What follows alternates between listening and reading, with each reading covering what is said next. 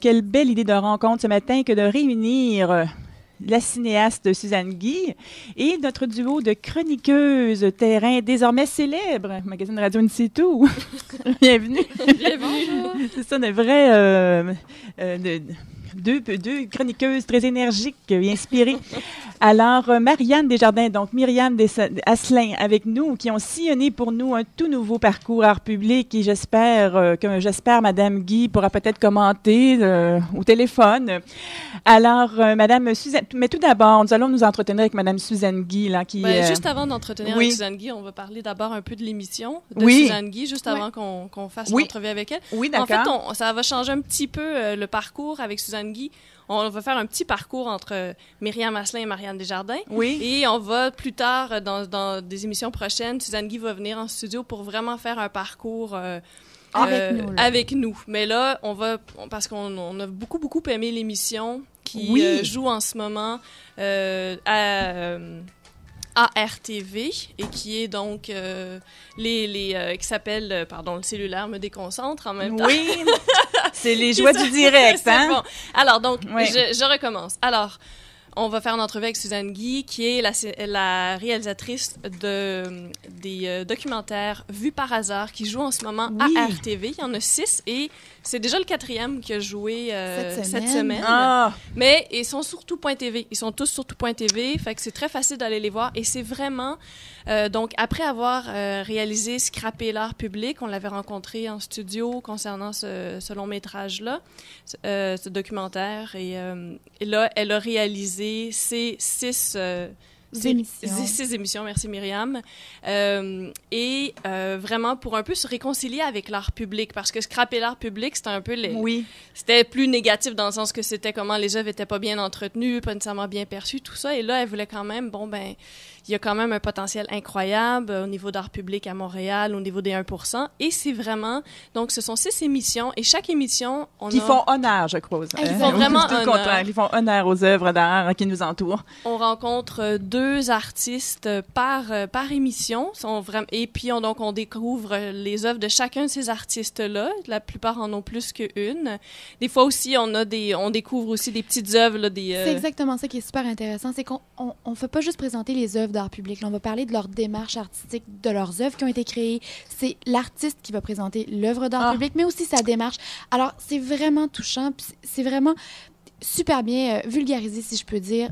Honnêtement, là, c'est fantastique le travail qui a été fait. Là. Et puis, ce qui est génial, c'est que, premièrement, il y a beaucoup d'œuvres qui sont à Montréal, mais on ne se promène pas juste à Montréal, on va aussi dans le Québec. Mais on découvre des œuvres vraiment en profondeur. On met de côté le survol habituel dans les médias. C'est à la grande bibliothèque. C'est pour ça. Puis là, c'est ça qu'il y avait derrière l'idée de l'artiste. Fait que ça démystifie beaucoup. On rencontre les artistes en personne. On devient amis avec eux. Puis ils sont pas complexes, ils sont pas conceptuels. Il y a un lien qui est établi vraiment entre le public puis l'œuvre d'art public. Donc, c'est vraiment quelque chose un peu de surprenant parce que souvent, c'est pas la chose qui est faite via l'art public. On rencontre par hasard. Et puis, on n'a pas ce lien-là avec l'artiste. Donc là, vraiment, elle établit ce lien, puis c'est tellement riche d'événements, de liens, de répercussions dans notre vie. Alors, c'est vraiment fantastique. Là. Et chaque œuvre a son histoire incroyable. Oui, c'est un bel hommage. Un bel hommage, merci, pour l'art public. Donc, on va pouvoir en parler tout de suite avec Suzanne Guy, qui pourrait devenir, si on veut, c'est un peu notre porte-parole du Québec, de l'art public. Mais en fait, ça va être on souhaite qu'elle passe à l'histoire, oui. Donc, est-ce que... Alors là, vous allez vous entretenir avec Madame Suzanne Guy. Et donc, sur 6 épisodes d'une demi-heure chacun qui ont débuté le 6 octobre, intitulés « Vus par hasard ». Donc, comme vous disiez, l'occasion de mettre à l'honneur ces œuvres d'art public d'intérêt, ici à Montréal, qu'on ne remarque pas suffisamment et qui ont bénéficié d'un programme spécial. Puis c'est sur Tout.tv, donc on peut toutes les voir. Là.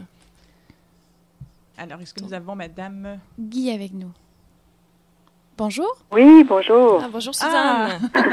Alors, j'ai entendu les très beaux compliments. Ça me fait vraiment du bien en ce 2 octobre, fête des Saints-Anges gardiens. J'espère que je suis protégée. Alors, je suis contente que vous parliez enfin de ma série. Ben, on est content d'en parler. Elle mérite qu'on en parle. Elle mérite qu'elle soit vue, vraiment. Oui. Nous en avions un peu parlé auparavant, mais pas suffisamment. Non.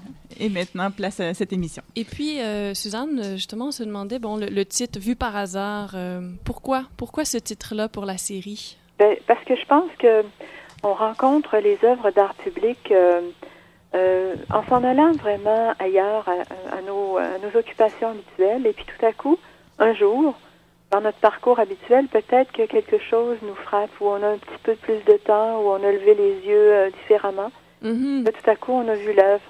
Peut-être aussi parce qu'elle nous attendait, puis on est disposé à ce moment-là. Mm-hmm. Donc, vu par hasard, ça répond bien à ce qui arrive avec la rencontre entre le public, les citoyens et les œuvres qui sont à eux, qui sont à nous, en fait. Au Québec, on a ce programme qui fête cette année son 50e anniversaire. Et puis, je pense qu'il y a des œuvres partout au Québec. Et puis, je souhaite infiniment poursuivre ma série l'année prochaine. Ah oui, ça, ce serait fantastique. Oui, c'est ça. Donc... Alors, je compte sur vous pour la cabale. Justement, bon, on va passer à ça. Donc, vous aviez... moi, je vous nomme la porte-parole, mais donc, vous allez continuer le parcours sur l'art public. J'avais une proposition de 13 émissions, mais Art TV ont voulu commencer par 6. OK. Et puis, peut-être suite à la bonne réception, peut-être que ça va se poursuivre. Je le souhaite infiniment. Oui, en parlant de cette réception, on se demandait, quel public particulièrement vous visiez? Est-ce que les réponses sont bonnes? Est-ce que vous avez des réponses d'un public plus large qu'estimé au départ? Ben, en fait, moi, je voulais faire une série d'émissions qui parlait à tout le monde. C'est pas une série élitiste et pointue sur le sujet. Je pense que les gens qui sont férus d'histoire de l'art peuvent y trouver leur compte, alors que en général sont très au courant de cette situation-là de l'art public, j'imagine. Moi, je voulais faire découvrir à tout le monde que ça existe, et puis peut-être juste faire ouvrir un petit peu le champ du regard.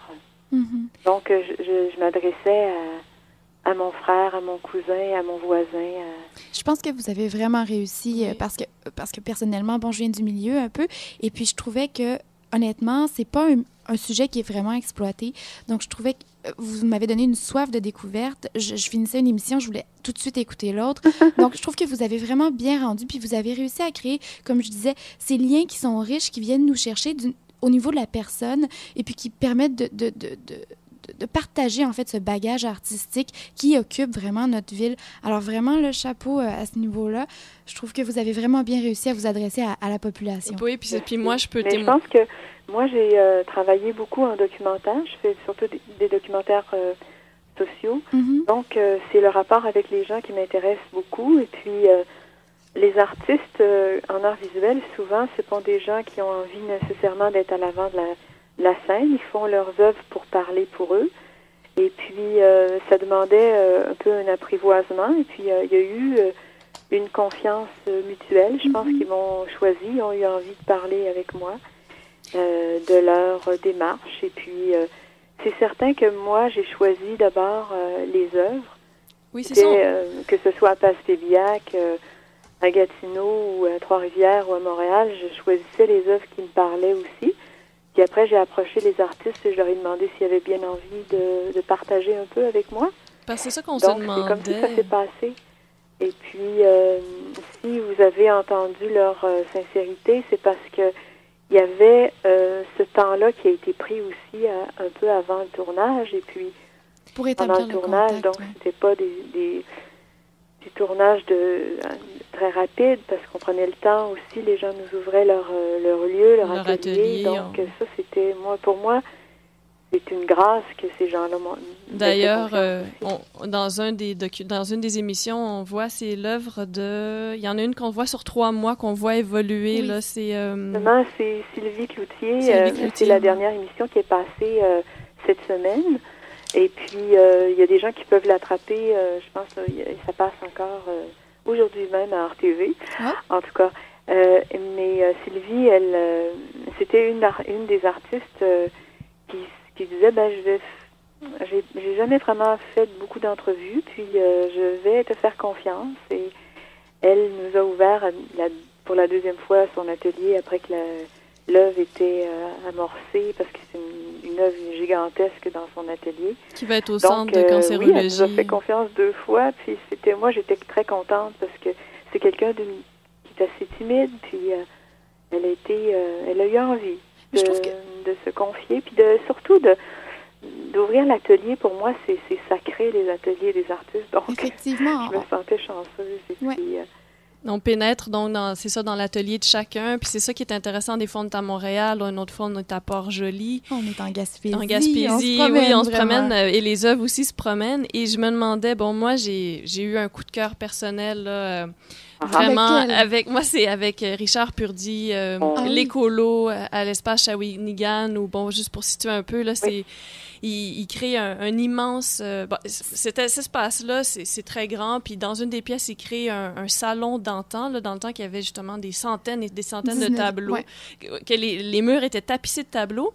Mais ce sont tous des tableaux qui sont à l'envers. Et tous les planchers sont couverts d'eau aussi. Et on peut voir le reflet...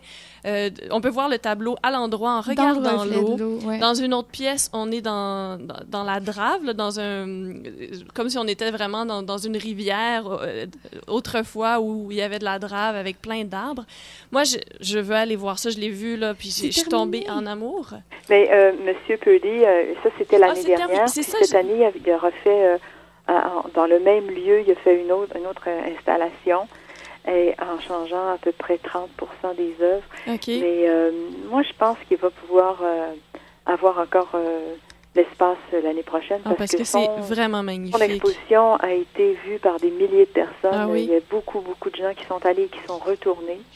C'est un être magnifique qui a une vision du monde particulière et qui nous l'a fait partager. Les miroirs d'eau, c'est à peu près 1 pouce d'eau sur un tissu géodésique qui facilite la marche. On a l'impression de marcher... sur l'eau, mais on n'est pas immergé. Mais oui, c'est un monsieur qui a fait beaucoup d'art public. Il a fait probablement, je crois qu'il a fait 19 œuvres à travers le Québec. Et l'œuvre d'art public qu'il a fait, c'est celle aussi de l'usine C à Montréal, dans Centre-Sud. Donc, oui, ce que vous parlez, c'est vraiment la girouette, fabuleuse. Et vous parliez des 600 tableaux, et c'est lui qui les a fait aussi. Qui a fait les tableaux. Mais justement, moi, ça, c'est mon coup de cœur.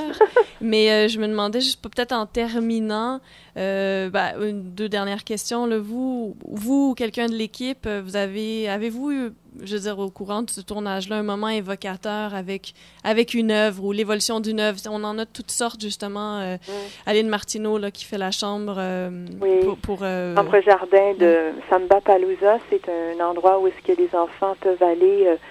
ils sont protégés des microbes et ils sont dans un jardin extérieur du centre mère-enfant à Sainte-Foy, Québec. Vous voulez savoir si on a eu chacun des coups de cœur particuliers? Ou un moment évocateur, quelque chose de magique, pour même... Mais je vous dirais on est touché... Ça a pas mal été magique tout le temps. Ce qui est extraordinaire, c'est que j'étais avec une équipe... une toute petite équipe. J'étais avec Philippe Lavalette à la direction photo, Olivier Léger au son, à l'éclairage, et Suzanne Corriveau à l'assistante à la réalisation. On a parcouru le Québec dans une petite éconolène, une petite voiture, parce qu'on n'était pas une grosse équipe pour tournage. Mais c'était l'émerveillement à chaque fois. Chaque personne se disait « Qu'est-ce que tu vas nous faire découvrir encore? » Puis on a eu vraiment un temps magnifique avec chaque personne qu'on découvrait. C'est ça, j'imagine. Au montage, j'ai travaillé avec Mathieu Arsenault, et puis la musique, c'est de David Thomas. Donc, c'est une équipe qui est assez tissée serrée. C'est très sensible chacun, aussi. On est devenu amoureux de ces gens-là qui font des merveilles, mais aussi qui sont pas connus. C'est pas des artistes connus. Non, c'est sûrement en fait. Il y a très peu d'artistes en art visuel qui sont connus. On fait pas beaucoup de place à la télévision pour les arts visuels, donc je suis vraiment contente qu'on a que RTV ait osé diffuser l'émission. Cette brèche à l'intérieur de leur télévision très, très particulière de RTV. Donc, je peux pas vous dire qu'il y a quelque chose de particulier. Je peux surtout vous dire que j'ai envie de faire la suite. Parce qu'il y a certaines œuvres que j'ai pas pu faire parce qu'elles étaient, par exemple, l'œuvre de Diane Goujon, que je voulais tourner, mais elle n'était pas en bon état. Ah. Et dernièrement, je l'ai rencontrée, et elle m'a dit, grâce à vous, ils sont en train de la restaurer. Wow. J'ai dit, moi, c'est un rendez-vous, je vais aller la filmer parce que je l'adorais, cette œuvre-là, qui est dans un secondaire, une école secondaire à Mascouche. Donc, voilà, c'est... Vous avez fait le tour du Québec. Parler à peu près pendant des jours. Puis c'est ça, justement, qu'on parlait de les artistes par leurs difficultés aussi, ou ce qui est le fun, c'est qu'on découvre leur processus créatif. Puis bon, il y a des émissions là où je crois que c'est Pierre Leblanc, c'est ça? Oui, c'est Pierre Leblanc qui nous parle de son dur travail pour sur créer... l'édifice Guy Frigo à Québec. Il a fait les 2 portes d'entrée. Du ministère de la Culture, oui, à puis Québec. comment, c'est ça, il explique à quel point c'était très... Là, il a trouvé un mot, puis il en trouvait un autre, puis là, il n'y avait plus rien. Puis, le haut était complexe à aller chercher. C'est beau de le voir travailler, puis de nous expliquer son processus. Ça, c'était vraiment intéressant à voir. Oui, c'est vrai que souvent, on pense que, on a une idée, puis c'est tout, tout va découler tout de suite de ça, mais il y a un travail ardu de recherche, et puis souvent, lui, il dit, je me sentais fanfaron, là, mais après ça... J'ai travaillé dur pour trouver vraiment ce qu'il fallait faire. Ah oui, on sent bien qu'il a travaillé. Moi, j'ai hésité à tourner cette émission-là avec les portes parce que je me disais, le ministère de la Culture. Mais Pierre était aussi Pierre Leblanc était aussi dans Scrapelard, et puis j'ai tellement aimé le processus, justement, créateur de cet homme-là, puis sa façon tellement généreuse de parler de sa création que j'avais envie de montrer ces portes-là qui ont été inspirées aussi par les mots de Miron. De Gaston Miron. Monsieur Leblanc travaille souvent avec des poèmes de Miron, donc c'est intéressant aussi de voir d'où viennent les inspirations parfois. OK. Mais Suzanne Guy, merci beaucoup de votre entretien. Oui. Puis on invite tout le monde à aller voir vraiment sur tout.tv, Vue par hasard, donc des œuvres d'art public qui sont... après la diffusion d'Art TV, dure 28 jours sur tout.tv. Okay. Donc jusqu'à la fin octobre, jusqu'au 30 octobre pour aller voir ça. Oui, sur tout.tv. J'ai pas calculé, mais la dernière émission, c'est le 11 octobre, donc 28 jours plus tard, ça va nous amener en novembre. Puis mardi prochain... ce sont les œuvres de Elisabeth Mathieu et de Gilbert Poisson qui seront à l'honneur dans Vue par hasard. Et pour la dernière émission, ça sera... L'avant-dernière. Ça, c'est l'avant-dernière. Puis la dernière, vous allez avoir des surprises. Alors, on attend impatiemment. Donc, sur Art... parfait. Bon, on va aller voir ça sur tout.tv ou à Art TV à 19h le mardi, c'est ça? Oui. Alors, au plaisir, Madame Guy. Un gros merci, Madame Guy, d'avoir pris de votre dimanche matin, d'avoir consacré de votre dimanche matin. Merci, au revoir. Merci.